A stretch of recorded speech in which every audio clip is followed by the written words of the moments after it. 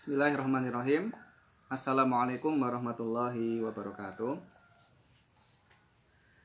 Baik teman-teman sekalian, terima kasih telah bergabung di channel Facebook kita untuk mengikuti mata kuliah Filsafat Islam, khususnya untuk kelas 3 PAI E pada pertemuan ke-8. Baik teman-teman kelas 3 PAIE, barangkali yang sudah bergabung boleh meninggalkan nama di kolom komentar lengkap dengan NIM. Termasuk nanti ketika dalam penyampaian saya ada yang perlu ditanyakan atau perlu didiskusikan lebih lanjut, bisa langsung didiskusikan, ditanyakan melalui kolom komentar supaya bisa langsung saya berikan jawaban atau respon secara live. Baik teman-teman sekalian, kelas 3 PAIE, pada pertemuan ke-8 ini kita akan mempertajam pembahasan kita pada pertemuan sebelumnya yang membahas tentang filsafat Suhrawardi. Pada pertemuan pertama, sebelum kita membahas tentang filsafat Suhrawardi, kita sudah berkenalan dengan filsafat Madhab Ibnu Sina yang kita sebut dengan filsafat ilmuwan, atau dalam istilah lain juga disebut sebagai filsafat peripatetik. Apa itu filsafat peripatetik? Yaitu sebuah filsafat yang menggunakan tradisi logika Aristoteles itu ya. Melanjutkan tradisi Aristoteles menggunakan logika Aristoteles. Itu dikenal di dalam tradisi filsafat timur sebagai filsafat peripatetik. Nah, maka pada pertemuan hari ini, pada sesi ke-8 ini, kita akan membahas satu aliran filsafat yang berbeda. Sama sekali berbeda. Yang dalam hal ini diperkenalkan oleh seorang filsuf yang bernama Suhrawardi. Sebelumnya kita akan berkenalan dulu secara biografis siapa Suhrawardi. Yang pertama, Suhrawardi adalah seorang filsuf yang dia lahir dari sebuah kota yang disebut dengan kota Zanjan. Kota Zanjan ini berada di wilayah Persia. Dan Suhrawardi lahir pada tahun 1153 di Persia, atau di kota Zanjan lebih tepatnya.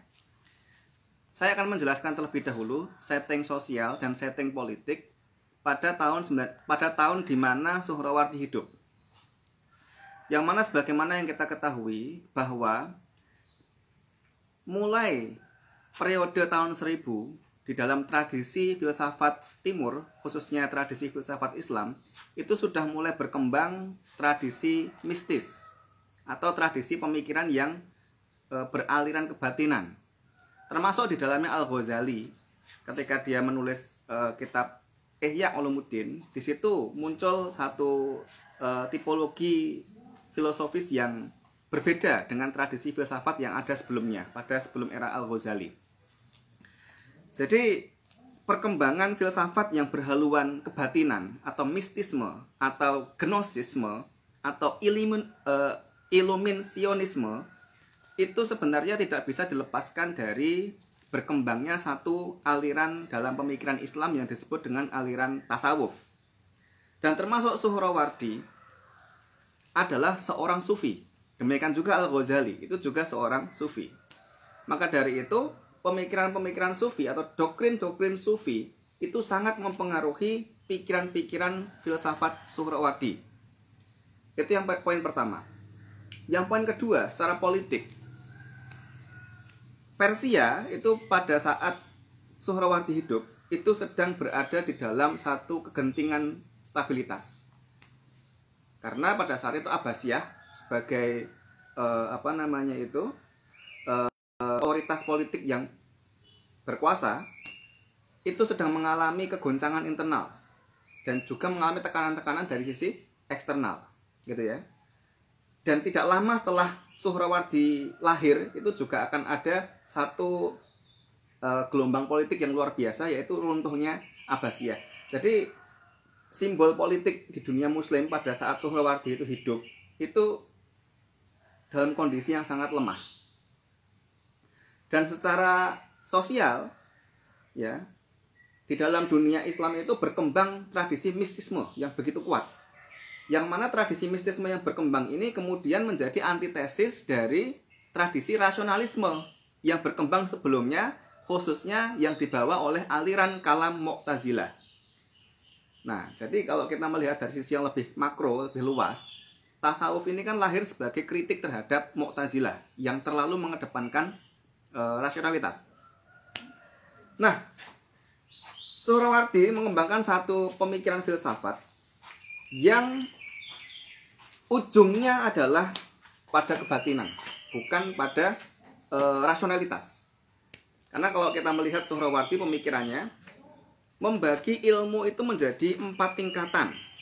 Jadi dalam pemikiran Suhrawardi, ilmu itu ada 4 tingkatan. Pertama,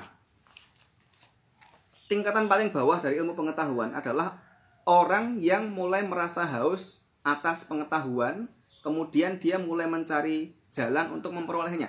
Jadi orang itu kalau sudah merasa haus terhadap sebuah pengetahuan, kemudian dia sudah berniat untuk mencari ilmu, maka dia menurut Suhrawardi itu berada pada tingkat ilmu yang paling bawah atau tingkat ilmu keempat. Di atasnya, di atas itu nanti ada satu tingkatan yang disebut oleh Suhrawardi sebagai tingkat pengetahuan formal. Apa itu? Yaitu mereka yang telah mengetahui pengetahuan, kemudian menyempurnakan pengetahuan itu dengan basic filsafat, diskursif, tapi masih asing dengan gnosis. Dalam artian tidak menghubungkan rasionalitas dalam ilmu pengetahuan itu dengan dimensi spiritualitas, gitu ya. Itu berada pada tingkat 2. Dan di dalam tingkat 2 ini Suhrawardi menyebut mereka diantaranya adalah Al-Farabi dan Ibnu Sina. Yang mana Al-Farabi dan Ibnu Sina itu adalah ikon dari filsafat peripatetik yang kemarin kita bahas. Nah, jadi di dalam tingkat-tingkatan ilmu menurut Suhrawardi ini, Ibnu Sina dan Al-Farabi itu bukan satu potret manusia atau filsuf yang ideal. Karena mereka terlalu mengedepankan rasionalitas. Gitu ya.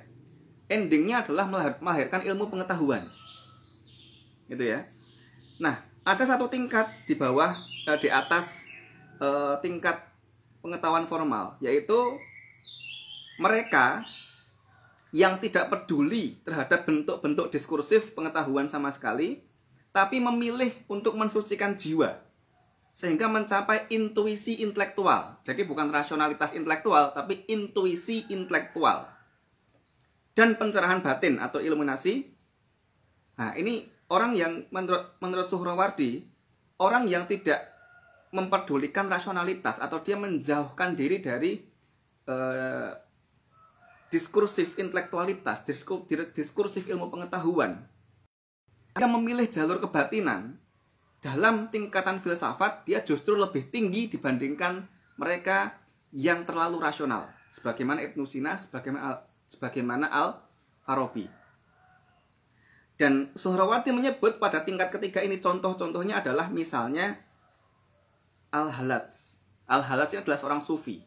Jadi di dalam tingkatan ilmu pengetahuan menurut Suhrawardi, mereka yang menempuh jalur kebatinan ini memiliki derajat filsuf yang lebih tinggi, derajat filsafat yang lebih tinggi dibandingkan mereka yang berkecimpung dalam dunia rasionalitas. Nah, kemudian kata kuncinya di sini. Kata kunci dari pemikiran Suhrawardi itu ada pada poin keempat, ya. Jadi kalau tadi poin pertama, tingkat-tingkatan ilmu yang paling bawah adalah orang yang hanya sekedar haus ilmu. Kemudian di atasnya itu ada orang yang memperoleh pengetahuan formal. Kemudian yang ketiga adalah orang-orang yang memperoleh intuisi intelektual atau pencerahan batin gitu ya. Yang paling tinggi, tingkat filsafat yang paling tinggi menurut madhab Suhrawardi adalah mereka yang telah menyempurnakan filsafat diskursif. Artinya mereka yang sudah sempurna pada aspek rasionalitas formal, pengetahuan formalnya. Dan pada saat yang sama juga memperoleh iluminasi atau gnosis. Nah, jadi tingkatan tertinggi dalam satu pemikiran filsafatnya Suhrawardi adalah ketika seseorang itu dia memiliki keseimbangan antara rasionalitas dengan gnosis, dengan iluminasi atau dengan spiritualitas batinnya, keterhubungan batinnya dengan Tuhan. Itu tingkat yang paling tinggi, dan itu disebut oleh Suhrawardi dengan satu istilah, yaitu hikmah muta'aliyah. Hikmah muta'aliyah. Ini kata kunci pemikiran Suhrawardi ya. Hikmah muta'aliyah. Apa itu hikmah muta'aliyah? Hikmah muta'aliyah itu adalah satu tingkatan filsuf yang paling tinggi. Tingkatan filsafat yang paling tinggi. Muta'aliyah itu artinya yang sangat tinggi, yang tertinggi, yang tidak ada yang lebih tinggi pada di atasnya, pada derajat manusia maksudnya. Itu disebut oleh Suhrawardi dengan istilah hikmah muta'aliyah. Gitu ya. Nah, uniknya orang-orang yang disebut oleh Suhrawardi sebagai orang-orang yang mencapai derajat hikmah muta'aliyah ini justru berasal dari filsuf Yunani. Suhrawardi menyebut ada beberapa nama seperti Pythagoras, Plato, dan juga Suhrawardi menyebut namanya sendiri sebagai satu sosok yang berada di puncak tangga filsafat. Gitu ya. Nah, pemikiran Suhrawardi secara frontal juga mengkritik pemikiran filsafat peripatetik yang dikembangkan oleh Ibnu Sina, dikembangkan oleh Al-Farabi, dan juga dikembangkan oleh filsuf pertama yaitu Al-Kindi. Menurut Suhrawardi, filsafat peripatetik itu bukan filsafat yang sejati, karena hanya mengedepankan rasionalitas semata, gitu ya, dan tidak memberikan ruang yang memadahi terhadap pengembangan potensi spiritual manusia.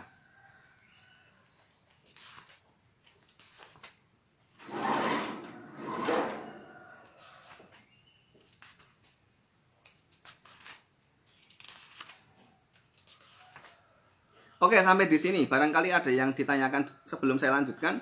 Barangkali ada yang ditanyakan, bisa ditulis di kolom komentar.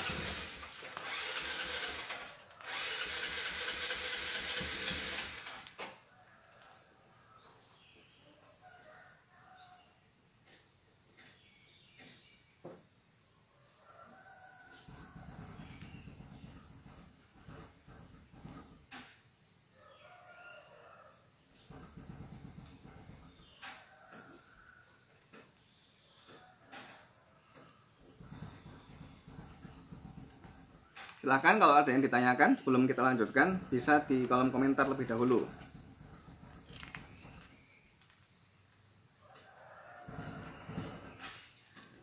Baik, kalau belum saya lanjutkan.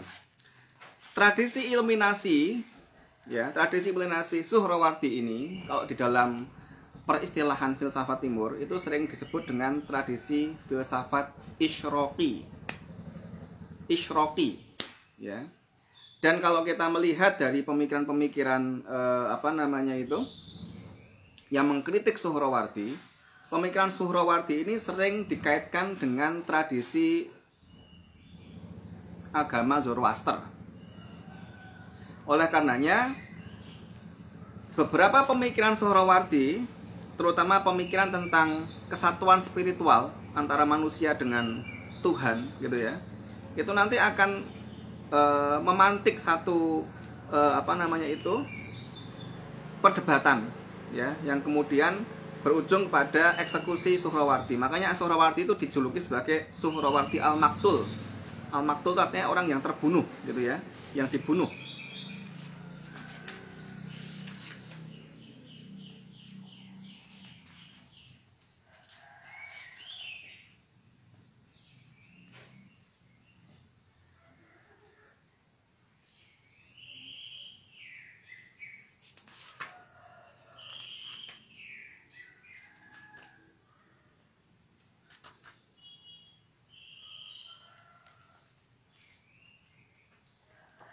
Jadi kalau kita melihat di dalam tradisi pemikiran ini nanti, hubungan antara filsafat dengan kalam itu terlihat pada tipologi aliran filsafat. Aliran kalam Mu'tazilah itu nanti akan memberikan corak kepada pemikiran filsafat peripatetik atau filsafat madhab Ibnu Sina Al-Farabi. Kemudian nanti aliran tasawuf itu akan memberikan corak dan dominasi yang sangat kuat terhadap filsafat ilminasi yang dikembangkan oleh Suhrawardi. Dan nanti juga akan memberikan pengaruh yang kuat terhadap perkembangan filsafat tasawuf falsafi yang nanti dikembangkan oleh Ibnu Arabi yang akan kita bahas pada pertemuan yang akan datang. Baik, sebagai pengantar dari saya, sementara itu dulu, karena ini sudah 20 menit, nanti akan kita lanjutkan diskusi, kalau belum ada di kolom komentar ini, nanti akan kita lanjutkan diskusi di grup WhatsApp selama 10 menit. Setelah 10 menit nanti kalian sudah mulai melanjutkan penulisan artikel ilmiah. Jadi artikel ilmiah itu nanti ya minimal referensi itu adalah 10 referensi dari buku dan dari jurnal gitu ya. Makanya di pertemuan ke-8 ini kalian sudah harus memulai untuk memulai untuk mengumpulkan referensi gitu ya. Saya screenshot dulu ini.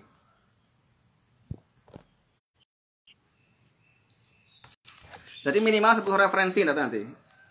Judul bisa berubah-ubah redaksinya, yang penting 10 referensi. Sekarang nggak ada referensi, kalau sudah dapat 3 referensi berarti hari ini ditambah 1 referensi lagi atau 2 referensi lagi. Pokoknya nanti endingnya nanti 10 referensi gitu ya. Kemudian hari ini targetnya adalah 1,5 halaman saja selama 60 menit. Saya kira bukan sesuatu yang berat. Yang penting redaksinya adalah kalimat kalian sendiri, tidak copy paste ya. Tapi kalaupun kalian mengambil ide dari satu referensi, diambil intinya saja, dituangkan dalam tulisan sendiri. Jadi makalah itu, artikel ilmiah itu dari A sampai Z, dari awal sampai akhir itu harus tulisan sendiri, tidak boleh itu tulisan penulis aslinya, harus tulisan sendiri. Baik, sementara begitu dulu. Nanti kalau ada pertanyaan lanjutan bisa dilanjutkan lewat grup WhatsApp supaya hemat kuota. Saya ingin menyapa kalian secara live karena kita sudah lama sekali tidak berjumpa secara live, dan saya juga sudah sangat rindu ya, sangat kangen sekali dan sangat kering rasanya kalau tidak muncul secara live seperti ini hanya lewat WhatsApp. Makanya pada pertemuan ke-8 ini saya memutuskan untuk memberikan ceramah meskipun sebentar secara live gitu ya. Baik, terima kasih. Tidak saya tutup dengan salam karena nanti masih dilanjutkan di grup WhatsApp.